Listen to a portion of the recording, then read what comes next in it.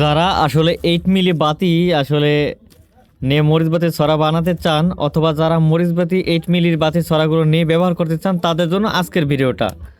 তো দেখতে পাচ্ছেন এই সব বাতিগুলো আসলে তেমন টেকসই হয় না। আপনারা চাইলে অরিজিনাল ডায়মন্ড কাঠের বাতি অথবা কাচডি বাতি ব্যবহার করতে পারেন, এগুলো অনেক সুন্দর হবে। আর এই সবে 8 মিলি বাতি আসলে পা অনেক চিকন থাকে। দেখেন আগে এগুলো কিন্তু ব্যবহার করার আগে অনেক মরিচে পড়ে গেছে। তো এই টাইপের 8 মিলি বাতি অনেকে আসলে লোভে পরে কিনেন, অনেক বড় বড় সাইজের হয় যাতে আলো বেশি দেয় এই আশায় কিনেন, কিন্তু পরবর্তীতে দেখেন আসলে মানে এক সপ্তাহ যাওয়ার আগে বাতিগুলো আসলে কেটে যায়, বাতিগুলো অনেক হিট হয়। ঠিক আছে, আর এই বাতিগুলো সহজে মরিচে পড়ে যায়, পা কিন্তু অনেক চিকন। তো এই জন্য এই 8 মিলি বাতি থেকে সবাই আসলে দূরত্বে থাকবেন, এগুলো তেমন আসলে টেকসই না। তো যারা ভিডিওটা আসলে দেখতেছেন দয়া করে শেয়ার করে দিবেন। ধন্যবাদ সবাইকে।